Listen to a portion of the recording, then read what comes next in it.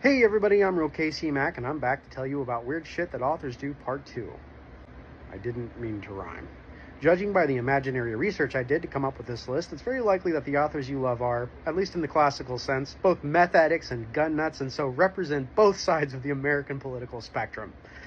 So if current events make your head hurt, and well they should, don't take meth, but feel free to swallow some Tylenol and listen to my cheeky rants about weird authors, their drug habits, and their pet lobsters. Without further ado, here's the list. Karen Blixen lived on a daily diet of oysters, champagne, and meth. I've got no idea what she wrote, but I'm guessing fairy porn. Jean-Paul Sartre, also a Twitcher, took so much meth that he hallucinated lobsters were following him. To be fair, we weren't around. At this point, if I saw lobsters chasing someone, I'm not sure I would bat an eye. Evelyn Waugh carried a revolver and once fired it at a dinner party in his own home because he thought the event was, and I'm paraphrasing, boring. To be fair, I would not forget that party.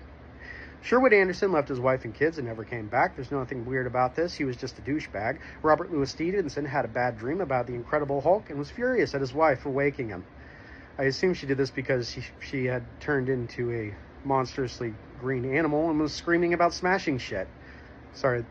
He wrote Dr. Jekyll and Mr. Hyde. Still, Hulk smashed Jekyll. Janae Winterson once buried her dead rabbit and then exhumed it and ate it so she could be close to her pet forever. Sir Walter Scott built a castle mansion so he could live in his own novel. The Elizabethan playwright Ben Jonson once killed an actor, I presume for changing his script, and was branded on the thumb for manslaughter. He went right back to work. No charge. But seriously, though, don't change the script. Who do you think you are, Leonardo DiCaprio? We write, you read. Fuck around and find out. Henry David Thoreau, noted author and Bear Grylls survivor man, once set a massive forest fire while trying to cook his clam chowder. E.E. Cummings self-published poetry by making his mommy pay for it.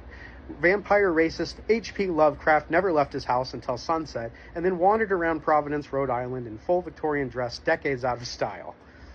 Can you imagine that, though, honestly? You're on a date or something and H.P. Lovecraft walks by in like a double. Hey, what's up? Hey, Howard, what's up, man? Wilkie Collins wrote best on severe amounts of laudanum. Daphne de Maurier believed she had an incubus living inside of her that was the source of her creativity. Gerard de Neuville walked around Paris with a pet lobster on a silk leash, insisting it was quieter than a dog and knew the secrets of the deep. I assume he was following around Jean-Paul Sartre. That explains his lobster problem. James Joyce wrote on cardboard with crayons while wearing a lab coat. Noted cosplay enthusiast Yukio Mishima staged elaborate photographs of himself as a samurai and eventually tried to kill himself by ritual suicide. Mary Shelley lost her virginity on her mother's grave.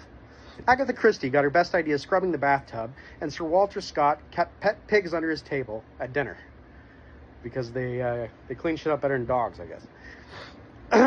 With all of these psychos in mind, I've got to give it up to this video's biggest asshole, William S. Burroughs. If you're not familiar, dear William shot his wife on the face while attempting to shoot a glass off her head. So, either he had horrible aim or marriage counseling didn't work. I have to tell you, this late in the game, I wouldn't let my wife fire a slingshot at my head if there was a beach ball on top. That's all I've got for you for today. If you've watched this video to completion, and it is my sincere wish for you to have completion as much as possible, you can follow me at Real Casey Mac if you love horror, fantasy, or horrible fantasy. Thanks for watching, and don't do meth.